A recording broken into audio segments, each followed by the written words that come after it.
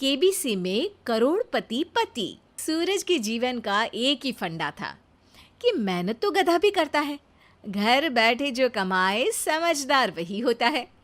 इसीलिए उसने कभी नौकरी ही नहीं ढूंढी। इस बात से हालांकि उसकी पत्नी शिखा बिल्कुल भी अग्री नहीं करती थी, पर फिर भी सूरज को समझाना बेकार था। टीवी में कैसे बनोगे करोड़पति का ऐड देखकर उसे लगा कि बस अब तो घर बैठे ही वो करोड़पति बन सकता है, और उसके पीछे उसने अपने सारे सोर्सेस एक्टिव कर दिए। 2 हफ्ते में उसके कलीग के साले के पड़ोसी के बेटे का सोर्स निकलता है जो कि उसे शो में पहुंचा सकता है, और सूरज उससे मिलने चला जाता है।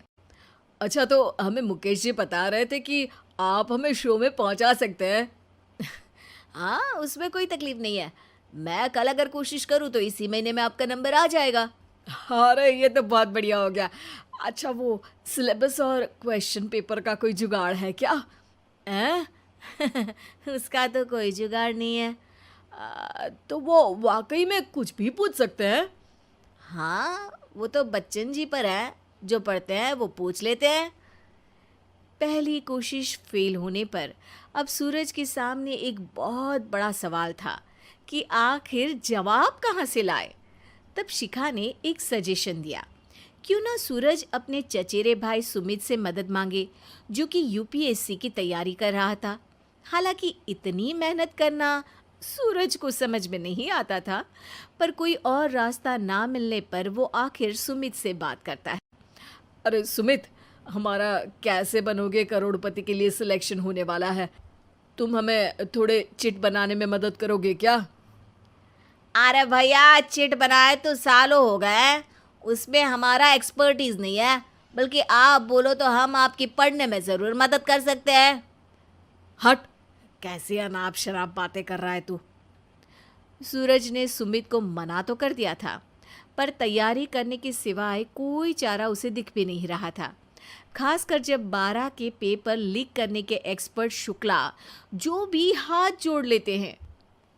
आखिर सूरज को सुमित के पास जाना ही पड़ा, और उसने सुमित और शिखा से वादा किया कि वो बहुत मेहनत करेगा। 1 महीने की तैयारी के बाद फाइनल हुआ कि शो से 1 हफ्ते पहले एक ट्रायल खेला जाएगा, जहां पर सारे रिश्तेदार ऑडियंस की जगह पर होंगे और शिखा सवाल पूछेगी। दूर दराज से भी रिश्तेदार आकर हाजिर हो गए देखने कि आखिर कैसे बनेगा सुमित करोड़पति। सब कुछ सेट था, और इतने में सूरज आकर अपना स्पीच देता है।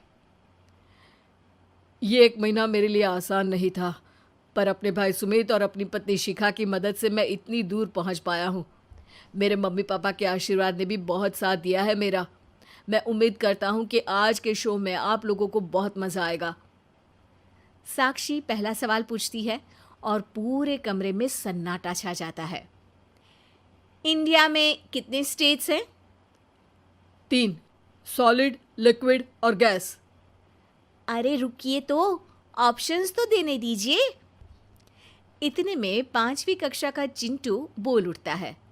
अरे क्या मामा, आप तो पहले सवाल पर ही आउट हो गए। अरे बेटा, पहला सवाल तो ट्रायल होता है ना।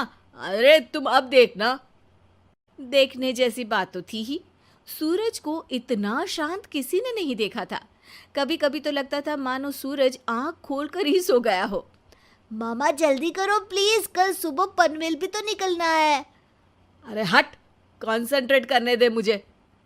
3 सवाल में 3 लाइफलाइन खत्म हो चुकी थी, और अब चौथे सवाल पर भी सूरज का मौन नहीं टूटा। पर सूरज अभी भी हार मानने को तैयार नहीं था। उधर हर कोई सूरज को छोड़ सुमित को देख रहे थे। आखिर सुमित ने ही तो पढ़ाया था सूरज को। गजब बेइज्जती है यार।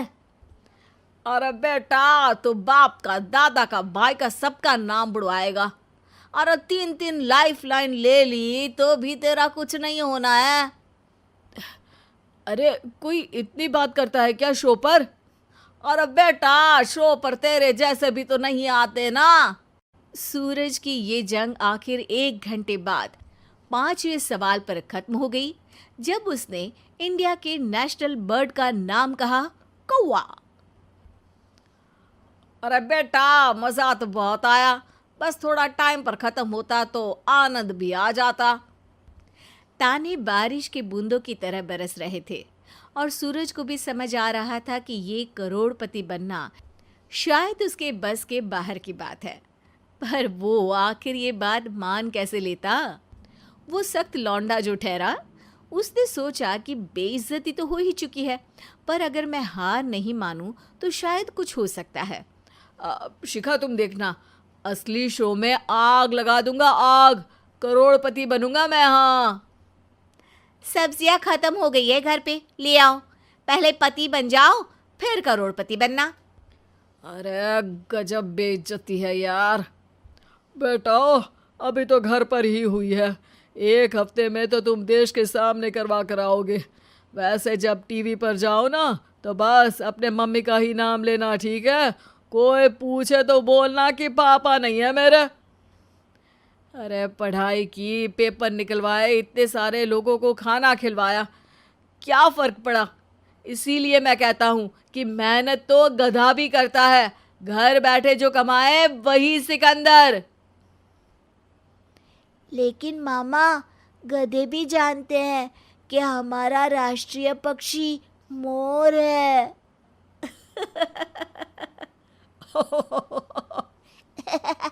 ऐसे ही मजेदार वीडियोस पाने के लिए हमें लाइक और सब्सक्राइब करें। धन्यवाद।